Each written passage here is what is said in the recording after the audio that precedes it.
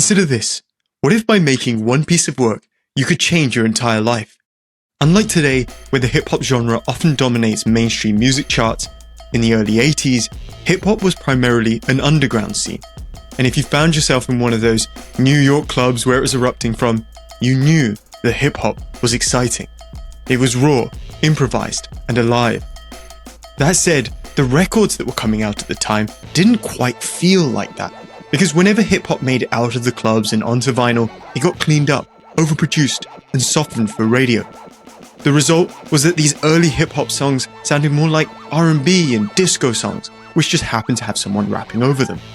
That disconnect frustrated one New York University student so much that he decided to do something about it. And so, with no connections and no permissions, a 19-year-old Rick Rubin approached a hip-hop group he loved after one of their shows and told them passionately about how their recent record didn't quite sound like what he had come to love about them.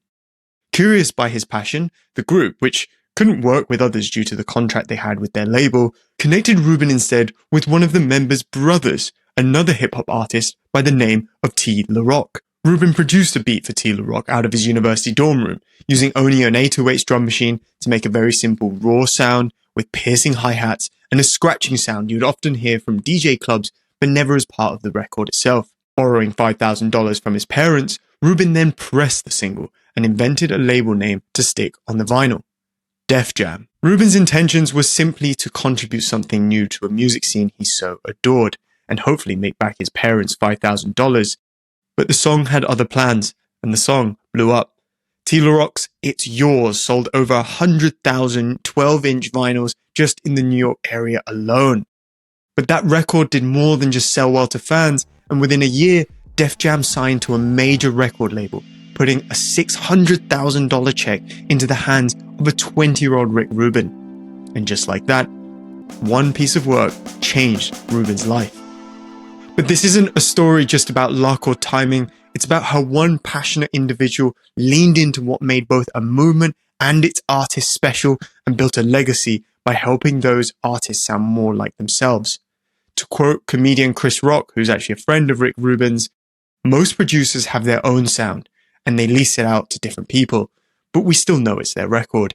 The records you make with Rick are your own records. He makes it his job to squeeze the best out of you and not leave any fingerprints." And by doing this for decades, Rubin became the music industry's biggest secret weapon, going on to be a prolific producer behind the likes of LL Cool J, Beastie Boys, RUN-DMC, Johnny Cash, the Red Hot Chili Peppers, Linkin Park, Jay-Z, Eminem, Lana Del Rey, and even Adele, which is actually only naming a few. I'm Justin Cabell-Platt, and this is Icons, a podcast about how history's most iconic makers think, work, and create things that last. And whilst you might know Rick Rubin now as some kind of creativity guru, thanks to his philosophy book on creativity and the podcast appearances he's done, well, in this episode, I'll be breaking down how Rick Rubin actually went from that curious NYU student to the legendary music producer we now know him as. And by the end of the episode, you'll have learned what Rubin learned about greatness by listening to AC/DC, why it pays to be the only one paying attention, how to make work that shocks people, and how Rubin used rock music to bring hip-hop to the mainstream, as well as how to reinvent yourself. And we'll be able to do this because I read a surprisingly unknown biography that was written about Rick Rubin back in 2009 by Jake Brown called Rick Rubin in the Studio. I still vividly remember when I first encountered Rick Rubin. You know, as a Jay-Z fan, I was so excited when he released this promo video for his upcoming album then, which was called Magna, Carta, Grail. It's about over 10 years ago now. And it showed Jay-Z in this video in the studio with all the producers he was working with on the album, listening to songs, you know, discussing the meaning of them and just hanging out as they enjoyed their creation. And those producers included people I already loved and followed, like Pharrell, Timbaland, Swizz Beatz.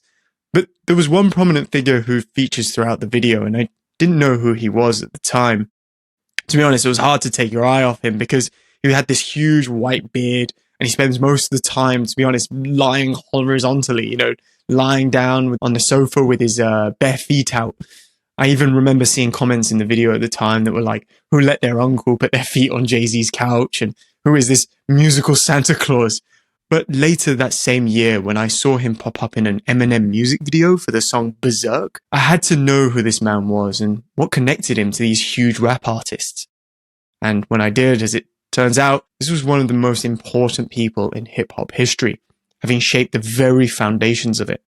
Not only that, but by looking at his production discography, I came to discover that he had been a part of so much of the music I even listened to outside of hip-hop. And so, with that, let's dive into this episode of Icons, into the creative work and life of Rick Rubin. And as always, the albums, articles, and interviews I reference throughout the episode is listed in the description, so there's no need to frantically Google anything as you listen to this. Before ever launching his monumental hip-hop label from his NYU dorm room, when we go back into Rick Rubin's teenage years and childhood, we can see that it was filled with a different kind of genre of music. As the book notes, Rubin, who was born in 1963, spent most of his formative years in the hard rock glory days of the 70s, listening to bands like Led Zeppelin, Black Sabbath, Aerosmith, and AC/DC. But between those bands, Rubin fell most in love with AC/DC. As he says about AC/DC in the book, I got turned on to them when I heard them play Problem Child on the Midnight Special. Like Led Zeppelin, they were rooted in American R&B, but AC/DC took it to a minimal extreme that had never been heard before. Of course, I didn't know that back then. I only knew that they sounded better than any other band. And I love that he recalls his love for AC/DC not through some technical explanation, but rather by a feeling.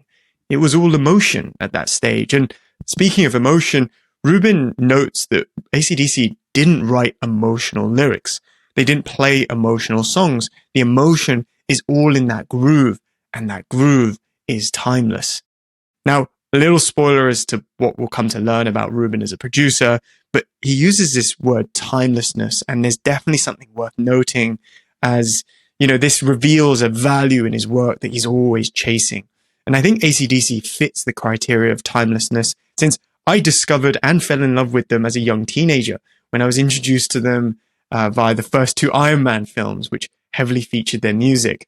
But going back, even the idea that his understanding here was not technical but rather based on instinct, this is not an approach that he'll deviate from all that much later on.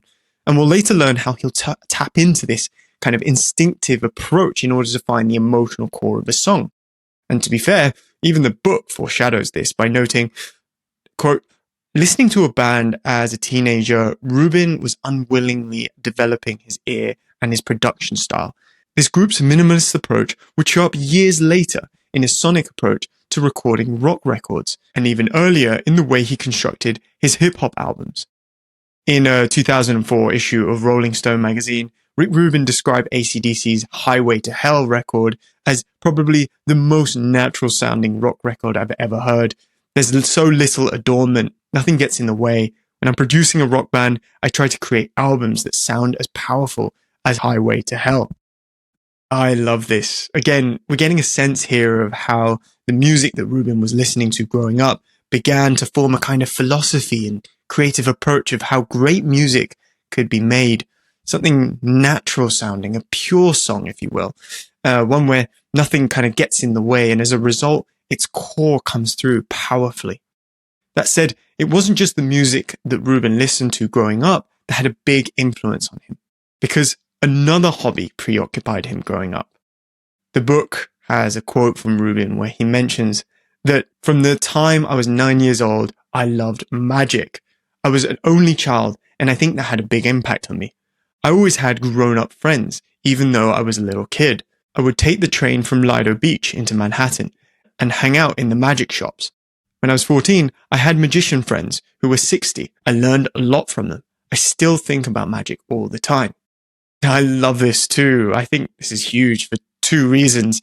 The first is that by falling in love with magic, Rubin would have been more in touch with how other people can react to his work. After all, learning magic is not a hobby that's done in isolation. When you learn magic tricks, you also learn how to perform those tricks and how that performance can get you an audience reaction.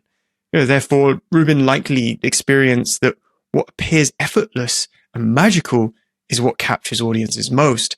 And I know this to be true because I too grew up obsessed by magic at one point. My favorite magician was David Blaine, who definitely nailed the effortless part of even appearing lazy in his demeanor, despite his intense practice that enabled him to appear so effortless. But going back to Rubin, it's clear that these two qualities are ones that Rubin would hold onto in the craft of music later in life. But the second reason I think that this was significant was that he mentions having magician friends who were older than him. And that's where I'm almost certain that being taken seriously by older, skilled practitioners of a hobby he loved both showed him what it was like to have someone who gets great at something, but also it would have reinforced his confidence in following his instinct and trusting his taste. To me, the most beautiful and likely impactful thing I learned about his early part of his life comes from the book, which notes that Rubin's fascination and love for music and magic was something that delighted his endlessly supportive parents, who showed the same devotion to their son as he did to his passions. And the best example of this comes from the fact that Rubin's mother would drive him to the concert in New York City from Long Island, wait outside the venue until the show was over, no matter how late the hour, and then drive her son home for a few precious hours of sleep before waking him for school the next day. I mean, wow, that's an amazing mother, not just someone who's letting him do what he wants, but supporting his passion that would have deepened more and more with every concert that they went to. And I think that this story is crucial to know about Rick Rubin before we explore his music production career, because it hints at what would have given him that later freedom and stamina to go deep into his obsessions. In author Robert Greene's excellent book, Mastery, he describes this idea that our one job in life is to determine our life's task and to express that in everything we do. He explains that this life's task is something that we can often find by observing our childhood, because, as he puts it, you possess a kind of inner force that seeks to guide you towards your life's task, what you're meant to accomplish in the time that you have to live. In childhood, this force was clear to you. It directed you towards activities and subjects that fit your natural inclinations, that sparked a curiosity that was deep and primal. The first move towards mastery is always inward, learning who you really are and reconnecting with that innate force. Know it with clarity, and you will find your way to a proper career path, and everything else will fall into its place. Rick Rubin, if anything, is someone who is deeply connected to his life's task. In his childhood, he was drawn to magic and music, and in his adulthood, he would create magic with his music. And in a sense, with his parents' support, these initial obsessions were never framed as a phase or, like so many parents feel drawn to do. And instead, it was framed as purpose and treated as important as that is. So I think the lesson we can take here is that as makers, we need to observe what we've always been drawn to, whether it's as broad as a subject or a hobby, or even as narrow and obscure, like Rubin's obsession for things that express a quality of being natural sounding and timeless.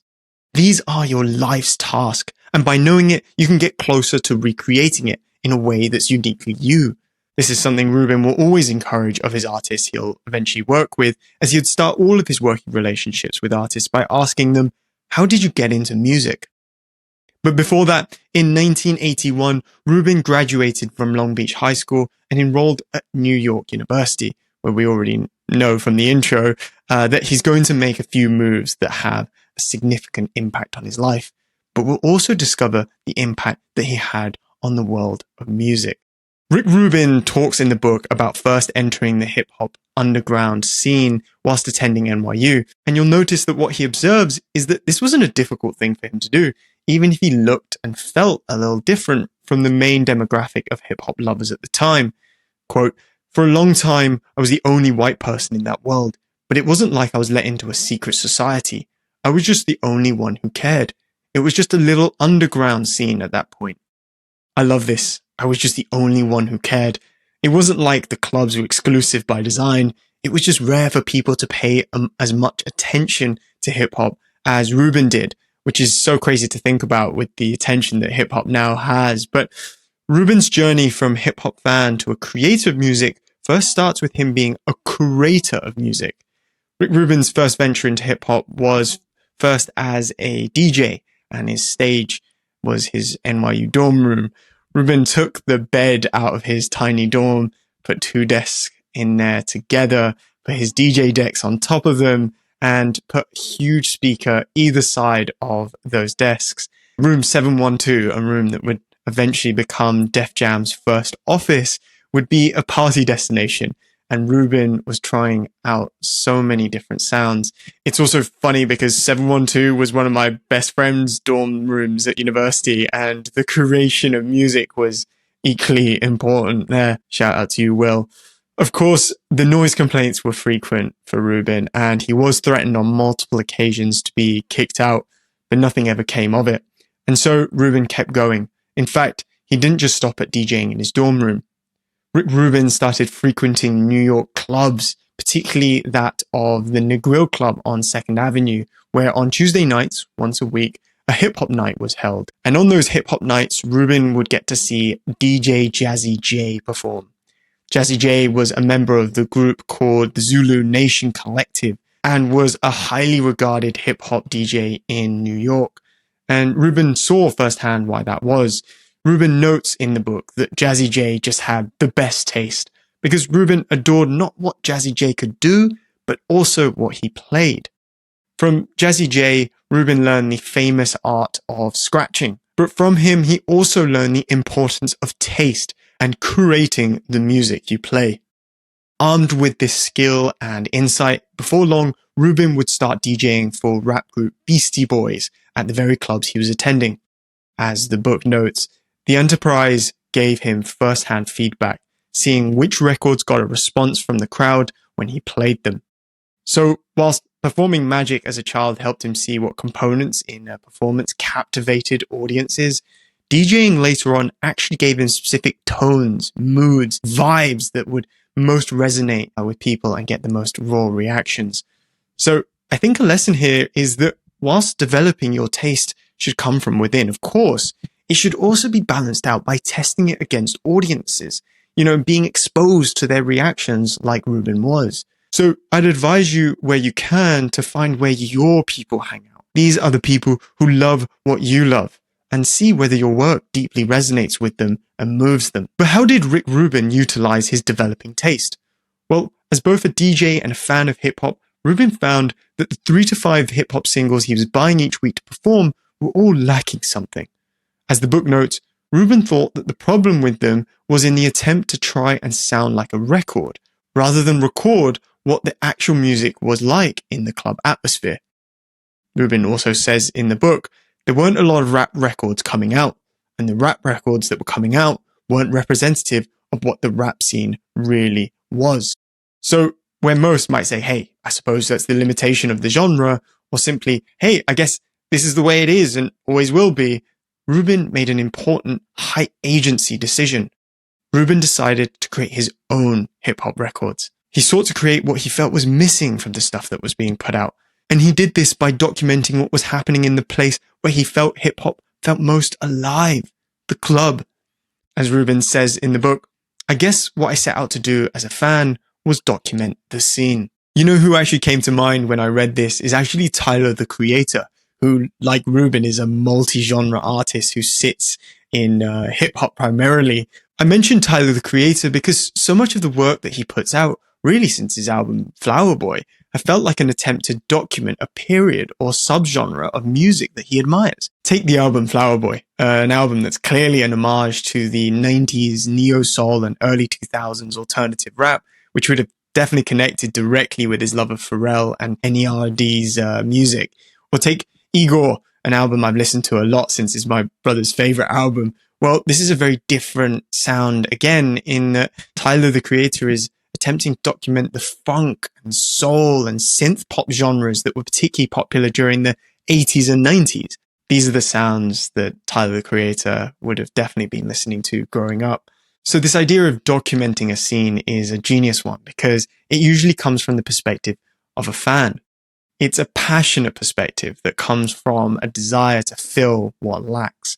And this is where we arrive to the story I told you in the intro, where a 19-year-old Rick Rubin first approaches a group that he loves called the Treacherous Three. He then tells them how their recent record didn't sound like what he'd come to love about them. Well, the Treacherous Three, surprisingly open to criticism, interested by Rubin's perspective, gives him a shot and has him working with one of their members' brothers, the rapper T. La Rock. So then Ad Rock from the Beastie Boys, the group that Rubin was DJing for, T. La Rock, and DJ Jazzy J, who Rubin had asked to help co-produce, all gathered at Jazzy J's house to produce a new record for T. La Rock. The song was produced using Rick Rubin's own Roland 808s drum machine, which was basically a medium-sized box that makes beats. The song that came out of Rubin's 808s drum machine, T. La Rock, It's Yours. The song starts with that famous scratching Rubin had learned from Jazzy J. The scratching then introduces what sounds like another classic instrumental, which could have easily slipped into the collection of songs that the genre was producing at the time. But then the instrumental is almost immediately interrupted with almost a screeching sound, followed by the hollowness of silence, and then the drum machine. Almost as if to say, oh, we're not going to do what you expect. And what this leaves us with is a fairly simple beat, but one that does more to turn heads with its simplicity than with spectacle. This reminds me of what I learned from reading 50 Cent's biography, where he noted that young artists had to do what shocked people in order to stand out. But shocking people doesn't really mean doing something crazy, but understanding what came before in order to do what's most unexpected at that time. That means if you're Kendrick Lamar and you notice in 2015 that the mainstream sound of hip-hop is dominated by trap productions, melodic hooks, and lyrics that focused on wealth, sex, and bravado, then you create something of live instrumentation, jazz, funk, and spoken word with the album To Pimp a Butterfly, which focuses its lyrics on self-loathing, radical injustice, and the pressures of fame. That means if you're Pharrell Williams in 2013 and you notice that pop is creating highly electronic music and is dark in tone, then you create the song Happy, which is a retro-sounding, upbeat soul track with lyrics that couldn't be more opposed to the musical zeitgeist of the time. So again, to stand out means to shock, and to shock means to understand what's currently in the mood and climate, which means to understand what people are missing. And this is exactly what Rick Rubin did. When the song It's Yours was complete, Rick Rubin, as I mentioned before, borrowed $5,000 from his parents to press the single, which means to turn the song into a vinyl record that you can buy and listen to. And this is where Rubin did something very smart. Rubin first needed to feature a name on the record for the label that produced it, so he created the name Def Jam, which if you look at the logo has D and J in capital letters. This was his way of highlighting and elevating the importance of the role that the DJ played in hip-hop music. And whilst Def Jam would definitely become a hugely impactful name in the future of hip-hop music, what will have the most impact in the short term is that Rubin actually added his NYU dorm address on the record's sleeve. As Rubin notes about this time in the book, the way that it started was that the first record I made, I was planning on putting out myself strictly for the purpose of breaking even, making back my costs. That was always the plan. And I sold it to Streetwise Records, who offered me more than I thought I was ever going to make if I'd sold as many as I wanted to. Then, as it turned out, it was a hit. It sold, 100,000 12 inches in the New York area, which was a big deal. So why was Rubin adding his address on the record sleeve so impactful?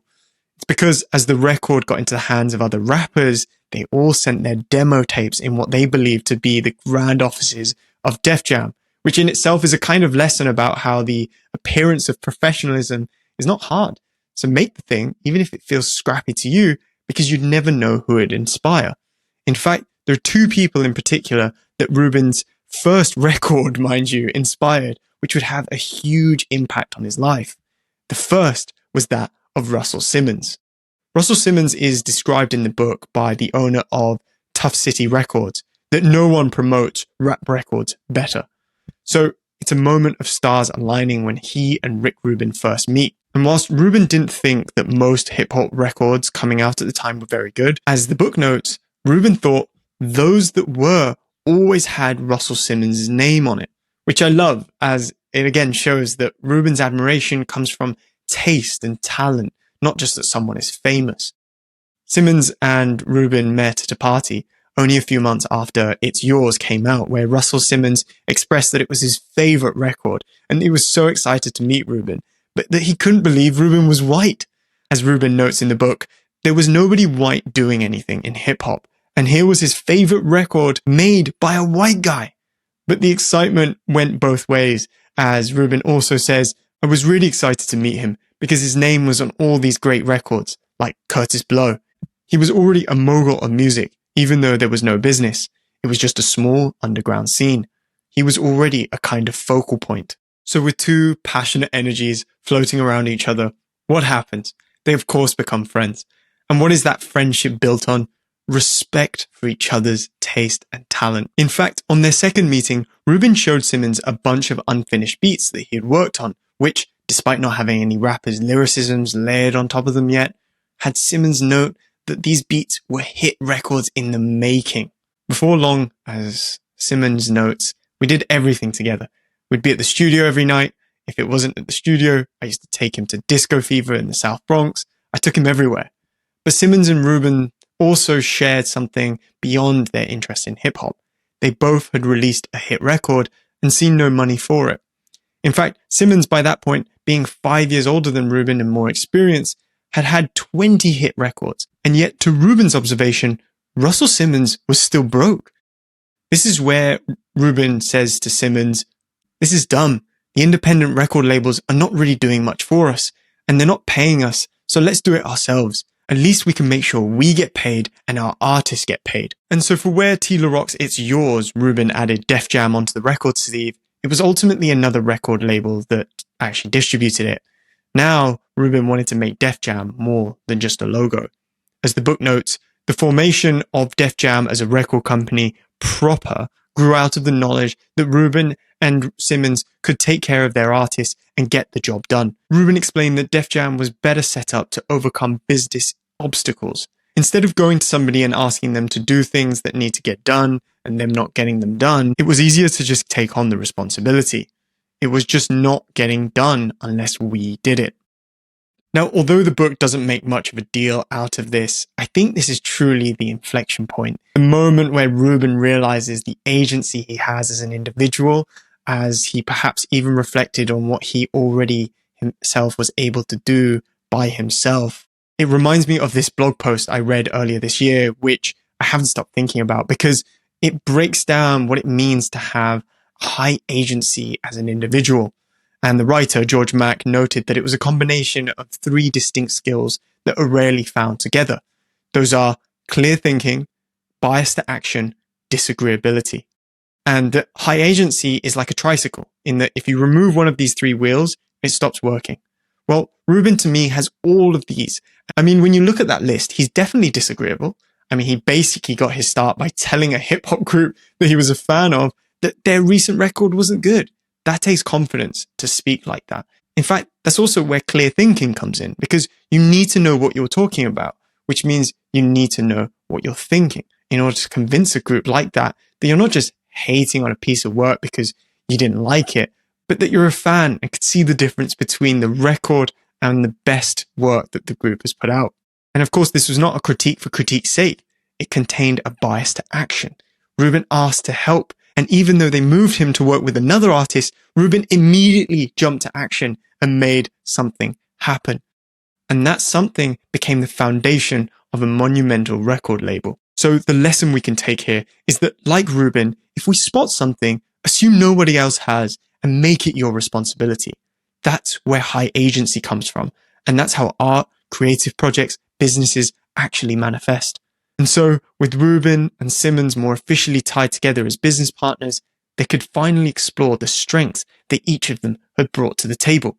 Simmons gave Rubin some of that established credibility by association, and Rubin's genius move of putting his dorm room address on the record meant that the two of them had a plethora of demo tapes to look through that had been sent to Rubin from which they could find their first artist to sign.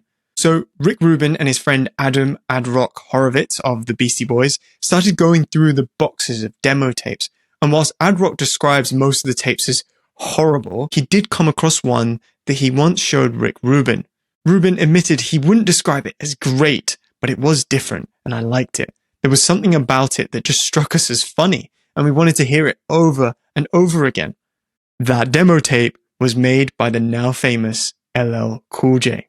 At the time that Rick Rubin was first entering the hip-hop space as a producer, according to Rubin himself in the book, quote, "There were no stars in rap music. It was really just a work of passion. Everyone who was doing it because they loved it, not because anyone thought there was a career. There were no expectations whatsoever. The only hope was that we would sell enough records to make enough money to make another record." And as much as I could say about the idea of making things for the sake of being able to make them, what's most interesting here is that because there weren't any of these big names and any expectations of what success even looked like yet, it meant for Rubin, anything was game. And so it wasn't some huge gamble to pick a rapper out of a pile of demo tapes and decide, yeah, this is what we're going to base our entire company record on. In fact, I don't think Rubin saw much risk in any creative decision he ever made. And you see this in his first single with LL Cool J, because when approaching it creatively, Rick Rubin used this as an opportunity to completely rethink what a hip-hop song could even be. In the book, Rubin himself says, before Def Jam, hip-hop records were typically really long, and they rarely had a hook. Those songs didn't deliver in the way the Beatles did. What's so interesting to me here is that whilst Rubin loved hip-hop, he wasn't boxed in by it. He was happy to call out when he thought something wasn't working, and then he looked outside the genre for answers. I mean, his answer literally lied in the Beatles. I doubt anyone in hip-hop at the time was making that comparison. Well, I'll continue from the book, because Rubin notes, by making our rap records sound more like pop songs, we changed the form. Using a classical song structure and applying his philosophy, the less going on in a record and the clearer and more in-your-face it is, the better. And so, effectively, this was how modern hip-hop was born. First by making hip-hop records sound less like R&B songs and more like the DJ and MC experience you get in those hip-hop clubs, but then evolving the song's structure to take inspiration from pop music, giving the song the same credibility, replayability, catchiness that pop songs had dominated the charts with. And so a lesson for us here is absolutely to look outside our own medium and genre that we're creating in. Because if you've been creating something for a while, whether it's music, art, or even software, you've probably picked up the patterns that you've seen over and over again in there, and you've done so without even realizing, and you start to assume that that's just how it's done. In one of the best books on creativity, The Runaway Species, co-authors Anthony Brandt and David Eagleman put it perfectly. Human creativity does not emerge in a vacuum. We draw on our experiences and the raw materials around us to refashion the world. And that's what Rubin did. Rubin and LL Cool J crafted this song, I Need a Beat, a song that was so good that it convinced Russell Simmons that LL Cool J was the perfect talent to launch their record label on. Later on, Rubin describes in the book that the song is a really sparse record, pretty much all one drum machine, vocals, and a couple of little music nuances here and there, and a little bit of scratching. But the goal for Rubin was so much more than innovating on structure or simplifying the production. For Rubin, he strived to, as the book notes, make music that suited the artist and reflected the signature of the artist and was very representative of who they were. And as we'll learn, this would be the beginnings of this creative philosophy that Rubin would have going into every project he worked on. And then in November 1984, I Need a Beat hit the streets. For Rubin, that wasn't just LL's debut.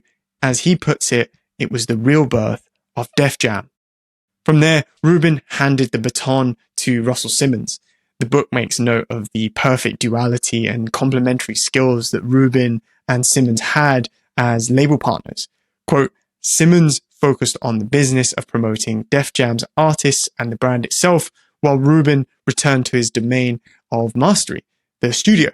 Thanks to the trust he and Simmons had placed in one another, Rubin retained complete autonomy as in-house producer of Def Jam.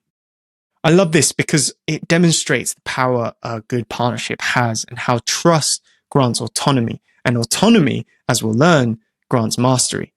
Since it was the only real known way to get your music out there at the time, Simmons hustled I Need a Beat on the New York hip-hop stations and into the city's clubs. As the book notes, With Simmons' talent for old school hustling and based on his reputation and past successes, I Need a Beat moved enough units to catch the attentions of CBS Records, who were looking to jump on the hip-hop bandwagon, which had steadily been gaining mainstream attention. CBS offered what amounted to a development deal with a $600,000 advance, and Simmons and Rubin seized the opportunity to expose their new brand of hip-hop to a national audience. And just like that, Russell Simmons and Rick Rubin's dorm room label had a chance to go national. Money and opportunity aside, the work remained the same. So Rubin got back to working with LL Cool J to put his first full-length album together. Meanwhile, Simmons' marketing brain was kicking in to a new gear. As Rubin recalls at the time, Russell really cared about finding new ways to expose music to a bigger audience. And of course, validated by the potential that CBS also saw hip-hop had, Simmons' mission was exactly that: take underground mainstream. Simmons pitched a movie that he'd eventually go on to produce called Crush Groove. Loosely based on the label itself's origins, it tells the story of Russell and Rubin starting Crush Groove Records. And whilst it's very loose interpretation of events for the sake of creating a fun Hollywood movie, the idea of the movie was clear. The film would put Def Jam and its roster, that included Fat Boys, the LL Cool J, the Beastie Boys, and Run-DMC, in front of America.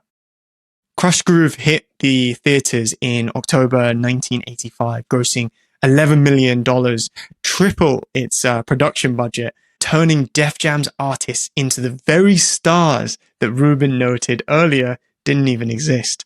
And once the hype was created, Rubin and Simmons rode that wave perfectly, because only 1 month later, they released LL Cool J's debut album titled Radio. Creative lesson? Don't just launch your work, stage it. Like Simmons and Rubin did, create a moment that pulls people in, and when that wave hits, have something ready to capitalize on it. Another example of an artist doing just this would be Beyoncé and her project Lemonade, because instead of responding to an interview following an incident where, I don't know if you remember, her husband Jay-Z and her sister Solange were fighting in an elevator, Beyoncé crafted a project that would speak by itself in order to fill the immense curiosity around the incident. The project, a 65-minute visual album called Lemonade, which featured cinema-quality visuals, poetry, and of course, the music from the album itself. Now, you could speculate whether the leaked video of Jay-Z and Solange fighting was perhaps Beyoncé staging her upcoming work, but putting that conspiracy aside, she most definitely capitalized on that wave that was created by it.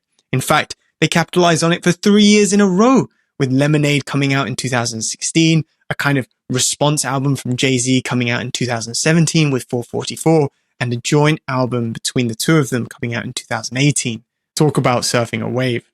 Rubin's vision for Def Jam was to make music as cutting edge and radical as possible, but never out of reach. Quote, we'd focus on making the music and CBS would focus on selling it and getting it into stores. He and Simmons were the eyes and ears on the street. As Rubin puts it, anything going on in hip hop was coming out of our office one way or another. And they kept that wave rolling, lining up LL Cool J's debut, the Beastie Boys' first album, and Run-DMC's third LP, which Rubin was all but destined to produce. It's here that I want to do a deep dive on how Rick Rubin actually approaches the craft of making music, and we'll do it by looking at 3 times he's worked with an artist that tells us something profound about Rubin's approach to making music, and it should give us some of those impactful lessons for making great and timeless work. Early in the book, there is this great passage I'd be remiss not to mention. It reads, when Rick Rubin enters the studio, his goal is to record music in the most basic and purest form, no extra bells and whistles. When I start producing, minimalism was my thing. My first record actually says, instead of produced by Rick Rubin, it says reduced by Rick Rubin. Now, we already established that Rubin's desire for the purest form of music comes from his early love of AC/DC, how Highway to Hell was the most natural sounding rock record he'd ever heard, and how he attributed that naturalness to timelessness. But why was timelessness so appealing to him? Why couldn't he just replicate what was trendy and interesting? After all, he was the master of seemingly creating trends within hip-hop. Well, that's because, firstly, he wasn't consciously trying to create or chase trends. When he brought Tila Rock's It's Yours into the world, all he was doing was stripping the excess and the thrills that trendy hip-hop records had at the time. And when he released LL Cool J's I Need a Beat, he was thinking from first principles, rethinking what a hip-hop structure could even be. In fact, there's a great story in Rubin's next creative venture that reveals the real statements that Rubin was trying to make with hip-hop as his vehicle. Even with the early success of Def Jam and the cinematic hit that was Crush Groove, within the larger music culture, people still openly questioned whether hip-hop was even a genre of music. So Rick Rubin, a lover of hip-hop, dying for people to see its potential, looked for a way not only to introduce it to people who would get it right away if they heard it, but he also sought to prove to those who were the least bit interested that it was a viable genre of music and deserved to be taken seriously. The now famous hip-hop group RUN-DMC had been managed by Russell Simmons for years before Def Jam. In fact, Run of Run-DMC is actually Russell Simmons' younger brother, his first full name being Joseph Run Simmons. But once they met Rick Rubin, it was like they gained another brother. After all, even in the book, Rubin notes that his music process first starts in building a friendship. Quote, I have to really like them as people first and foremost. Then I talk to them and hear their vision for the project, see what's going on in their life, and see if it feels like there's potential for great work to come. And this friendship between the members of Run-DMC and Rubin was quickly established as soon as they met. I'll quote from the book again, where Rubin says, we just became friends. And when it was time to make their next album, they really loved what I was doing with LL, so they asked me to help. Rick Rubin had a vision for Run-DMC's next album. He wanted something raw, musical, and ferocious. But of course, it would also have Rubin's signature stripped-back style. But to quote Rubin again, there's more music going on than anyone else's record at the time. It's less is more, but it's the right less. Rubin notes that there was a concerted effort for each track to stand on its own, wanting to move away from the samey nature of some hip-hop records. What helped Rubin do this was to draw from all different styles of music, much like he did with LL Cool J and the Beatles' influence on their song structure. This time it was James Brown's funky drumming, but paired with a crummy studio sound Rubin was keen to get across. He felt like the soul of the music would come across in a way that was really personal. To quote Rubin himself, it's still a natural part of me not to have a lot of extra stuff involved that doesn't add to the production, and to get to the essence of what music is. You want to feel like you have a relationship with the artist when you're done listening to their record. But another way Rubin would look to make sure that the album didn't feel samey would be to take an idea that Run-DMC had and to take it somewhere completely new. Again, if you recall, the general music culture had a hard time even calling hip-hop and rap music music. So with this in mind, when Run-DMC mentioned to Rubin that they wanted to sample the first 7 seconds of Aerosmith's 1975 song Walk This Way, Rubin suggested something more radical. Let's call Aerosmith. Simmons recalls Rubin's idea in the book, quote, Run and DMC were not for the idea.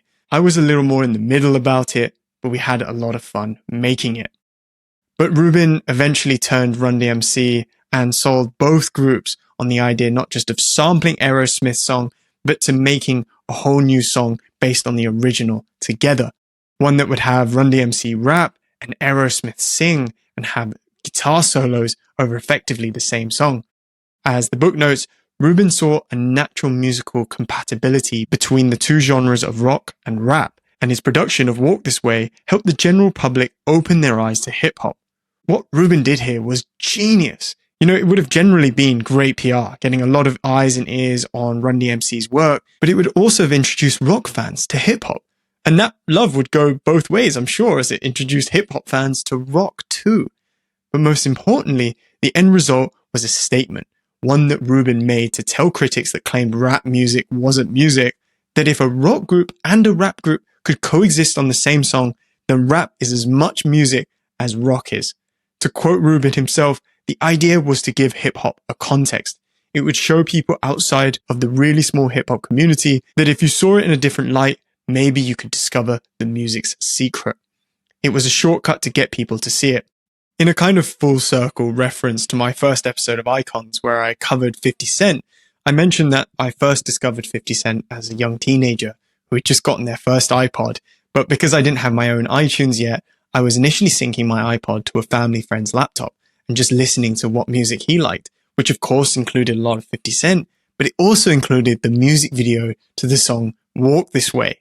And so in rewatching the video, I had a lot of nostalgia, and it was exciting to learn that I had encountered Rick Rubin's influence so early on in my music journey. But it also gave me a huge appreciation for how good that video actually is, since it features RUN-DMC and Aerosmith playing in two rooms that are presented side by side with a wall between them, only for that wall to eventually be torn down, which is just a beautiful visual metaphor. And whilst it doesn't mention it in the book, I'm sure Rick Rubin had a big influence in the direction of that piece of work. So the lesson here, to me, what I love about Rick Rubin is that he's never just making a track. He thought about context. By putting Run-DMC and Aerosmith on the same record, Rubin wasn't just trying to make a hit song. He was trying to reframe how people saw hip-hop. He gave it a new context that made it impossible to ignore, even for those who swore rap wasn't music.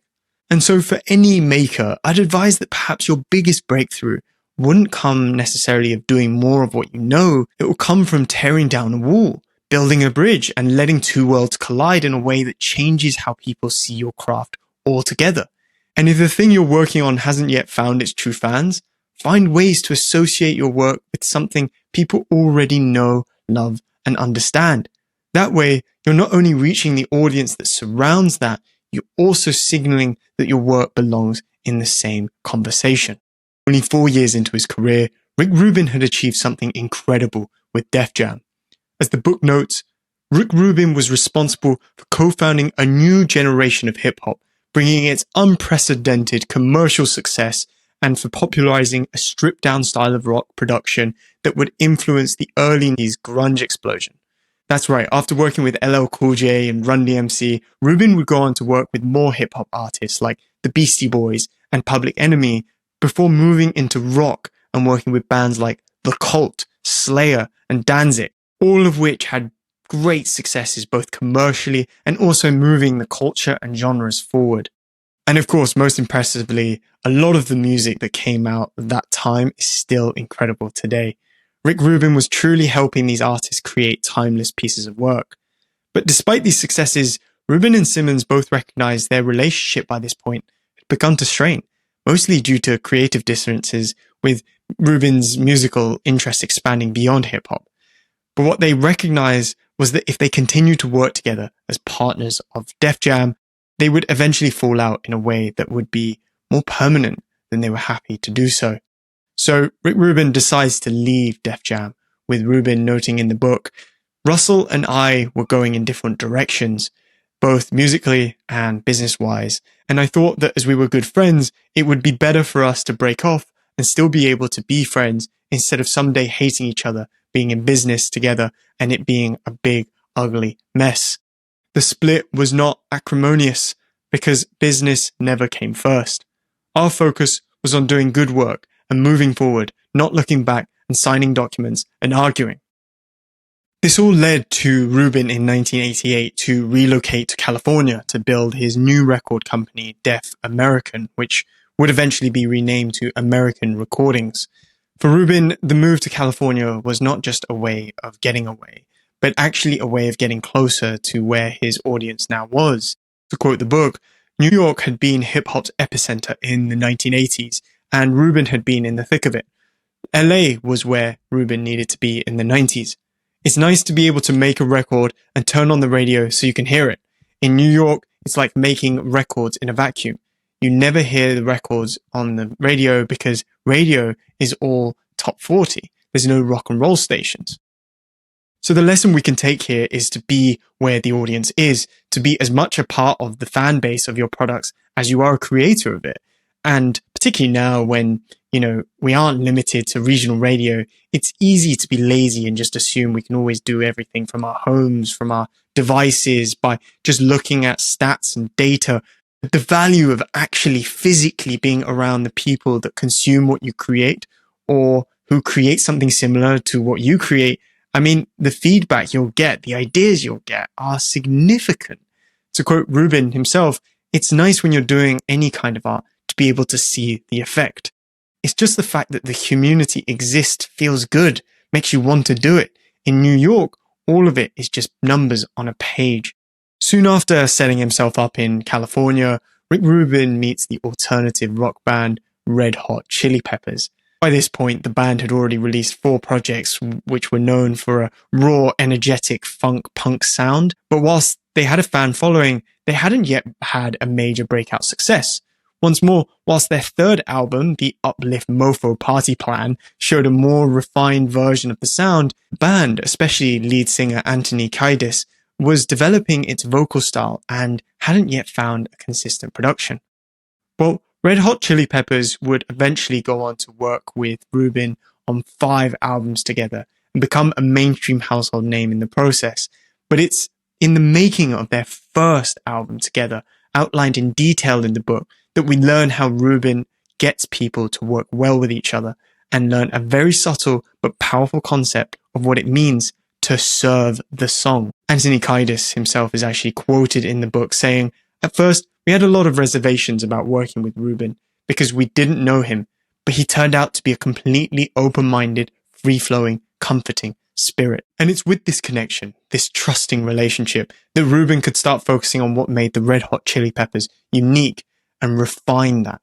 Bassist Flea is quoted in the book saying, "He wanted to capture who we really were, whereas producers we worked with in the past were trying to control us." When you go through the book and in all these stories, you see this idea come up again and again.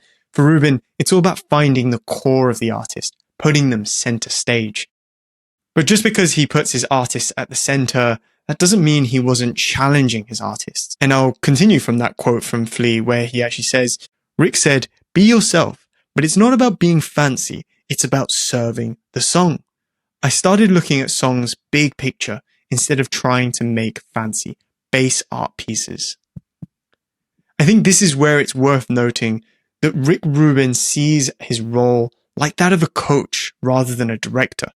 In the book, it notes that he always aspires to arrive at a place with an artist where you can say anything, talk about anything, and that there's this real connection that needs to be there.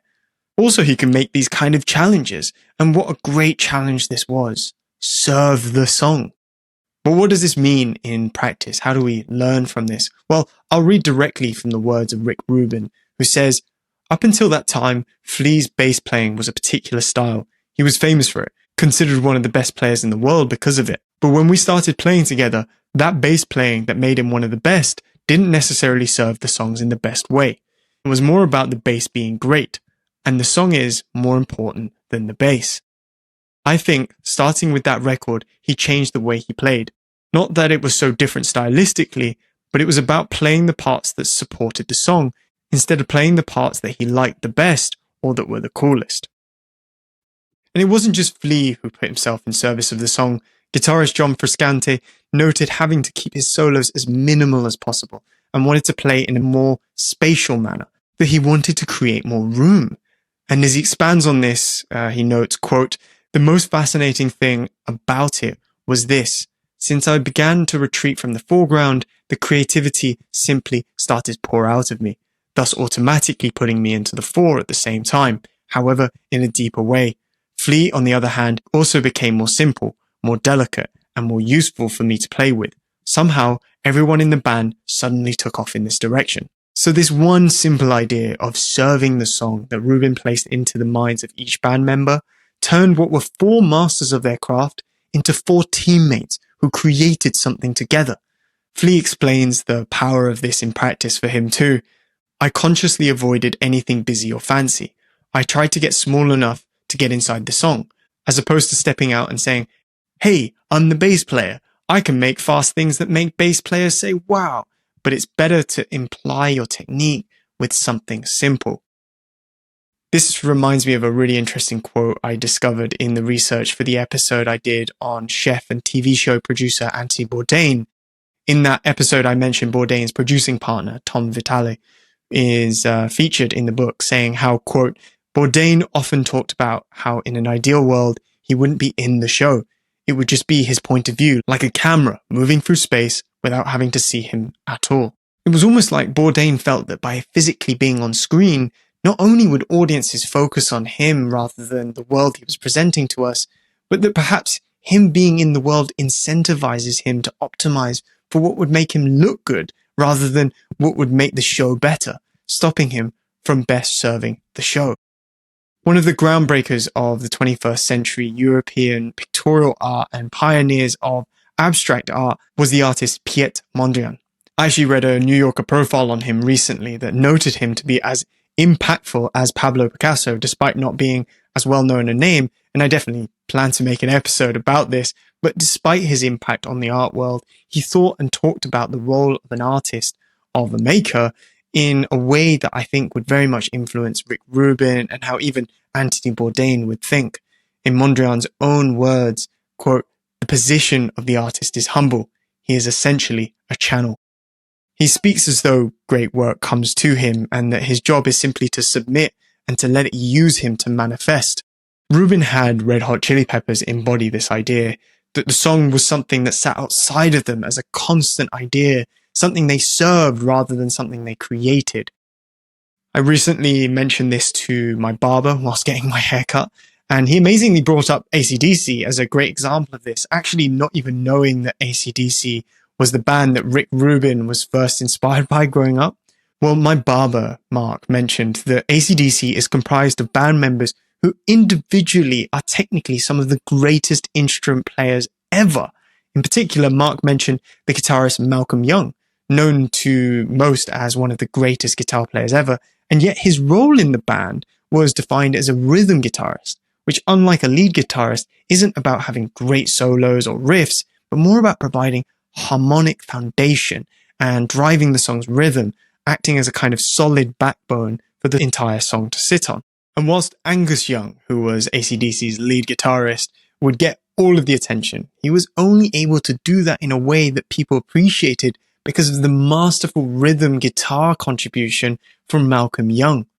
So once my barber told me this, I immediately paused my haircut in excitement because I realized where this idea of serving the song even came from. The music that Rick Rubin grew up on, that he knew was timeless, that was touching greatness, had a unison and a cohesive nature to it, one that only comes from a whole band serving the song together. So the lesson for us here is to serve the work.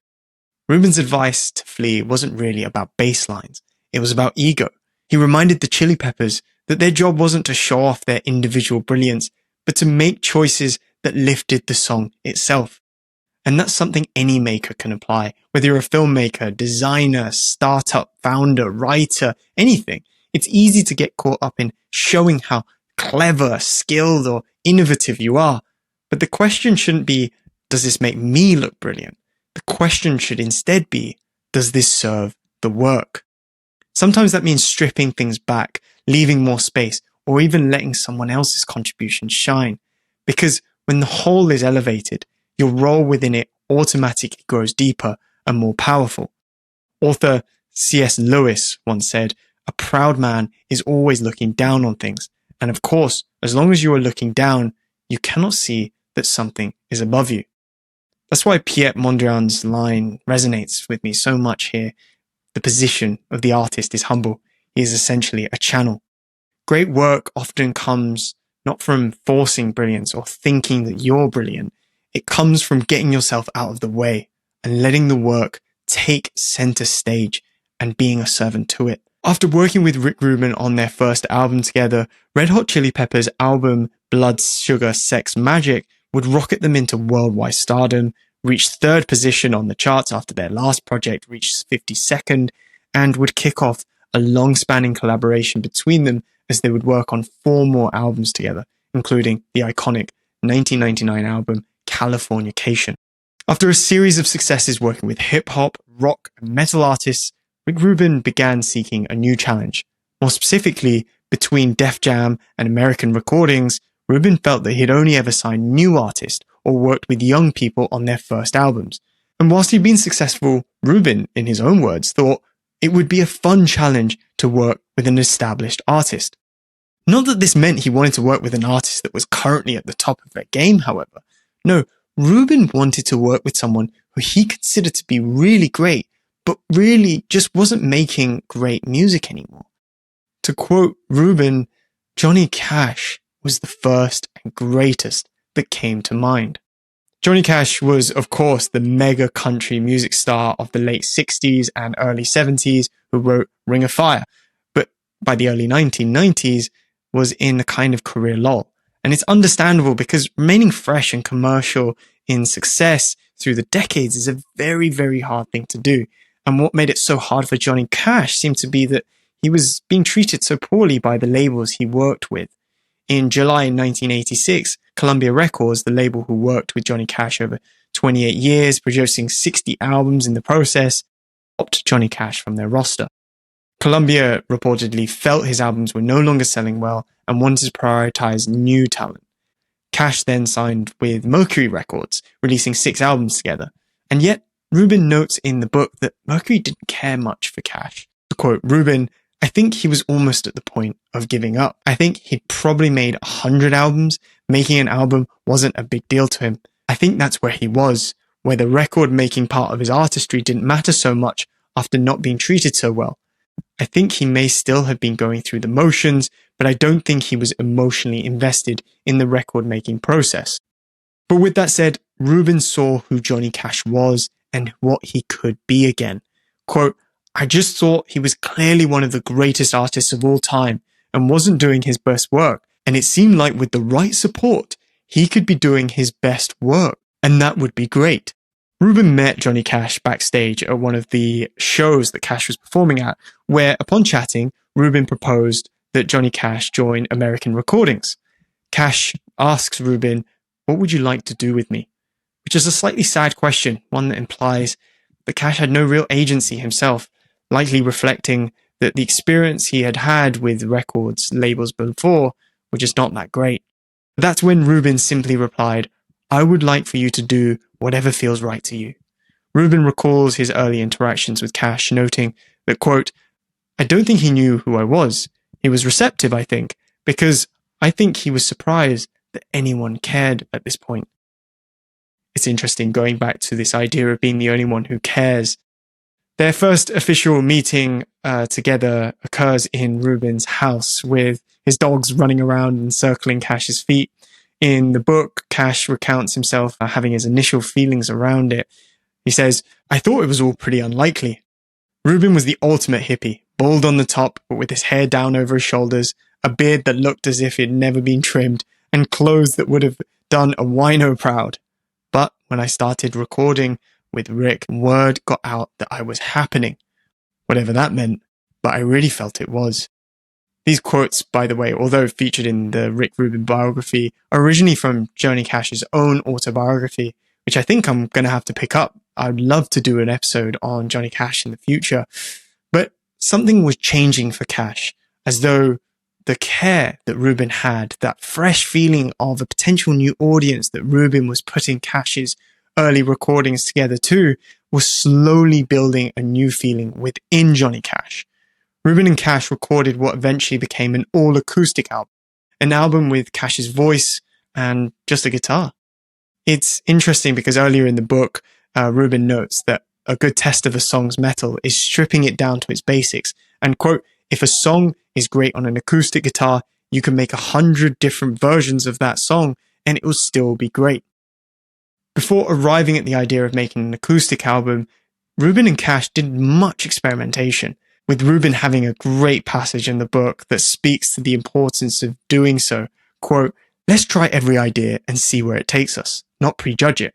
Sometimes it still comes up where someone in the band makes a suggestion and there's a part of me that says, that's a bad idea.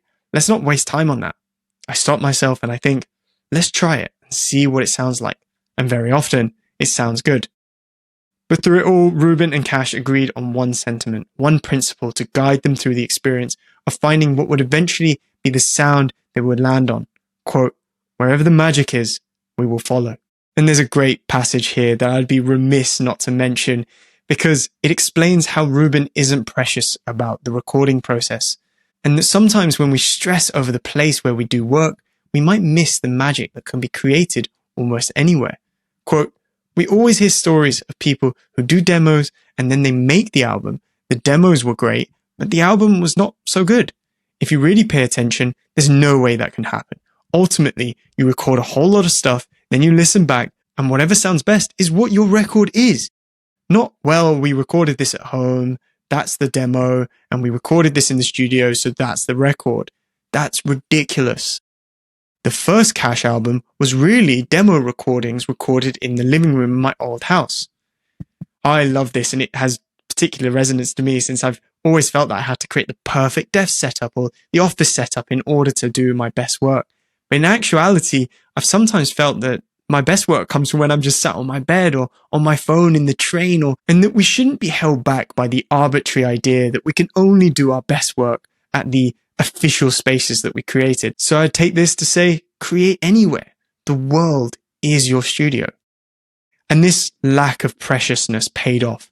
Cash and Rubin ended up making 110 tracks together. And that doesn't necessarily mean that they just record them once and leave them too, since Cash, through working with Rubin, discovered that re-recording the same song again and again had some important impact. Quote, "I'd do them over and over and over until we got that right attitude, that right mood.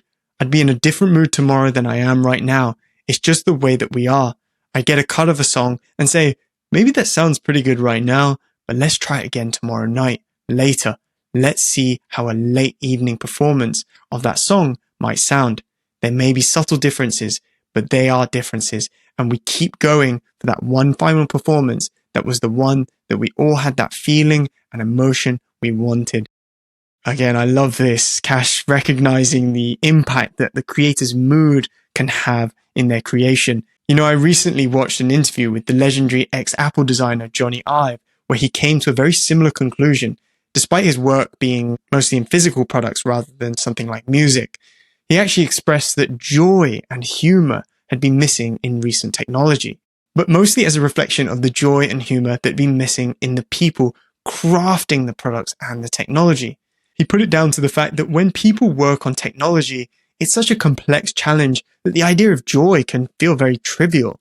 But for Ive, and I'll quote him directly here, he says, "My state of mind and how I am in my practice ultimately is going to be embodied in my work.